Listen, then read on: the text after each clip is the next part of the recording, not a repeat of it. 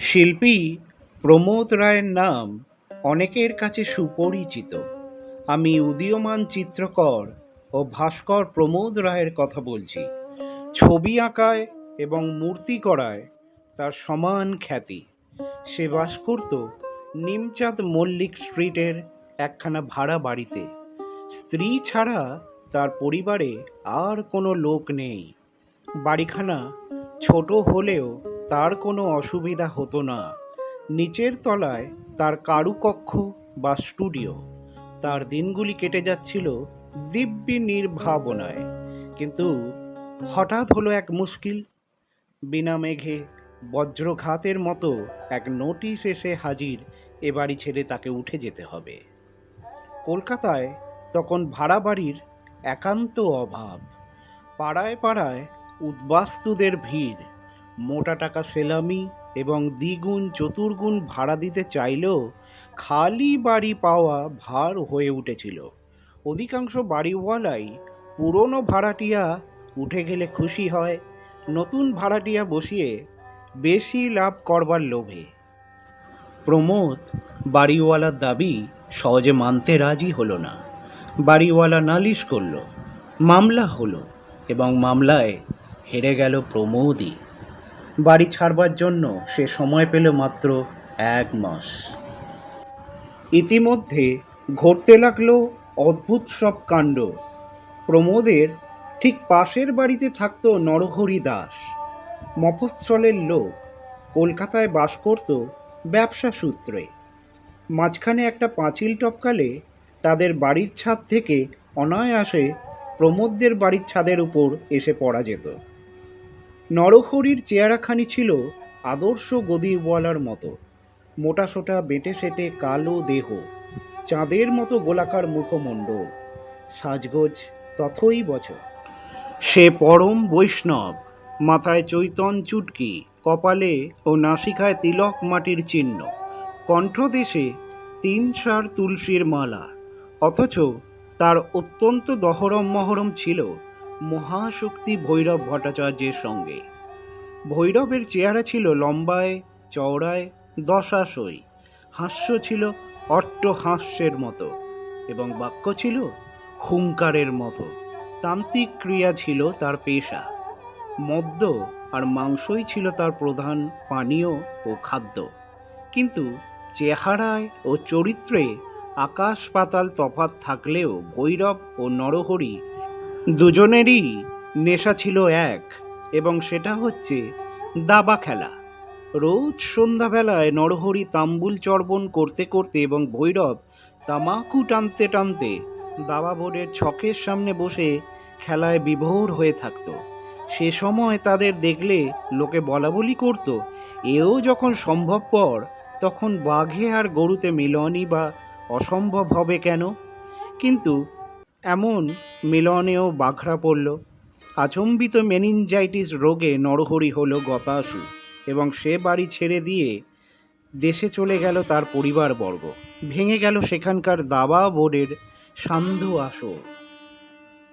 নরহরির মহাপ্রস্থানে ভৈরব ভট্টাচার্য দুঃখ পেল বটে, কিন্তু পরম আনন্দ লাভ করল তার বাড়িওয়ালা ক্ষেত্র বা খেতু মল্লিক।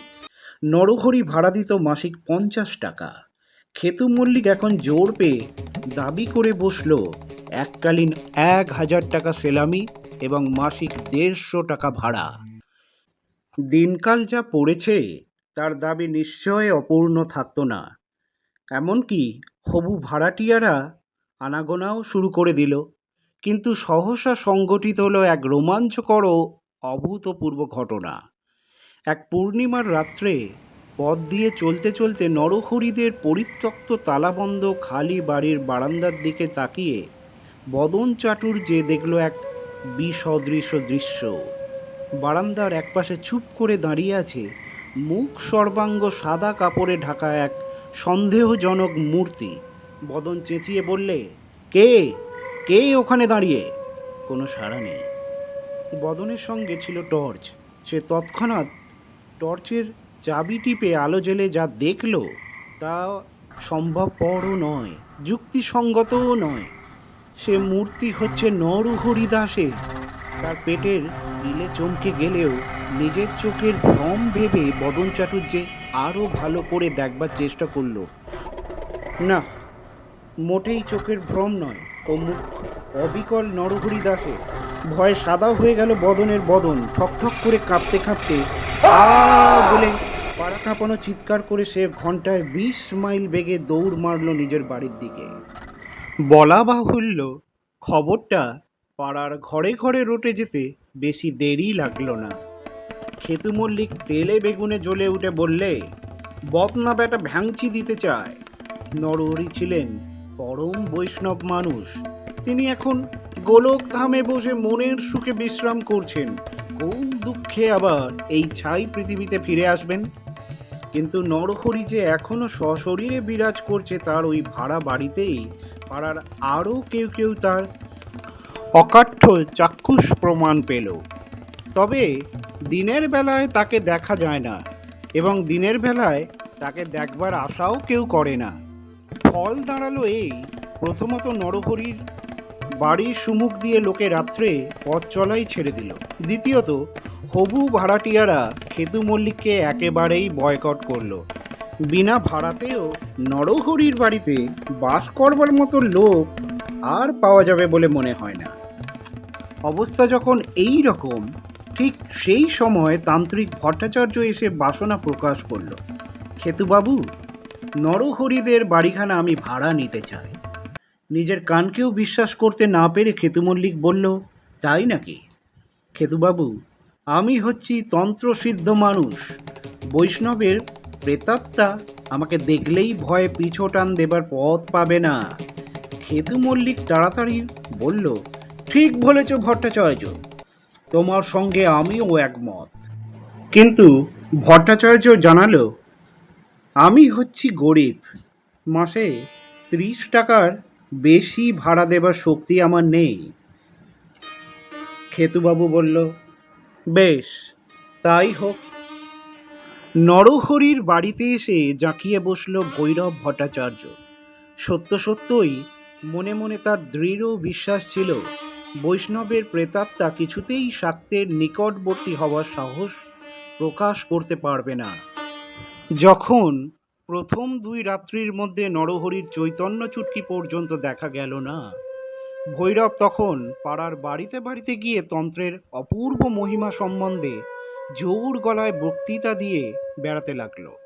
তারপরই এলো অমাবস্যার রাত্রি। দোতলার একটি ঘরে পূজার উপকরণ নিয়ে আসনাসীন হলো ভৈরব ভট্টাচার্য। নরহরির ভয়ে পথ নির্জন, কোথাও টু শব্দটি পর্যন্ত শোনা যায় না। বাইরে ঘুটঘুটে অন্ধকার রাত, ঘরের ভিতরে জ্বলছে একটা হ্যারিকেন লন্ঠনের টিমটিমে আলো।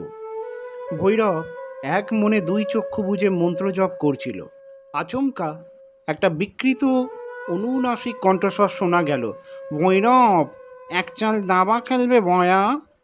ভয়ঙ্কর চমকে গিয়ে ভৈরব চোখ খুলেই দেখে ঘরের দরজার কাছে পা থেকে গলা পর্যন্ত ধবধবে সাদা কাপড়ে মুড়ি দিয়ে দাঁড়িয়ে আছে স্বয়ং নরহরি ছাড়া আর কেউ নয়।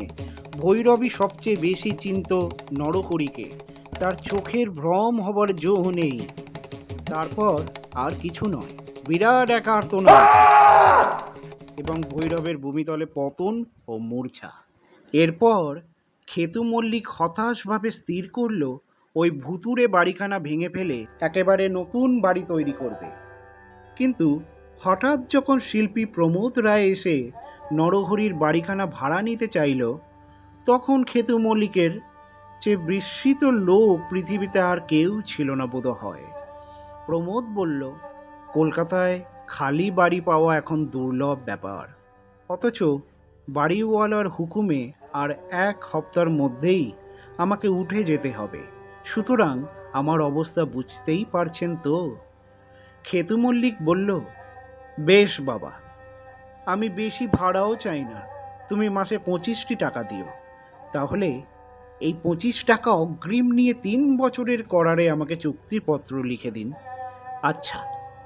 পাশের বাড়িতে উঠে যাবার জন্য প্রমোদ নিজের স্টুডিওর ছবি ও প্রতিমূর্তিগুলোকে স্থানান্তরিত করবার ব্যবস্থা করেছে। এমন সময় তার স্ত্রী নমিতা এসে ভয়ে ভয়ে বললে, ওগো, নরহরি বাবুর বাড়িতে কি আমি থাকতে পারবো না? কেন? কেন তা তুমি জানো না? প্রমোদ হাসি মুখে নমিতার হাত ধরে ঘরের এক কোণে গিয়ে দাঁড়ালো। তারপর একখানা সাদা চাদর একধারে সরিয়ে নিতেই দেখা গেল একটা কাঠামোর উপরে বসানো রয়েছে নরহরির রং করা মাটি দিয়ে গড়া মুখমণ্ডল। নমিতা হতভম্ব। প্রমোদ বলল, আমি ভাস্কর। নরহরির মুখ আমি অনায়াসেই গড়তে পেরেছি। পাঁচিল টপকে পাশের বাড়িতে যাওয়াও আমার পক্ষে কঠিন হয়নি। আমাকে সাহায্য করেছে আবছা রাত, মানুষের স্বাভাবিক ভয় আর কুসংস্কার।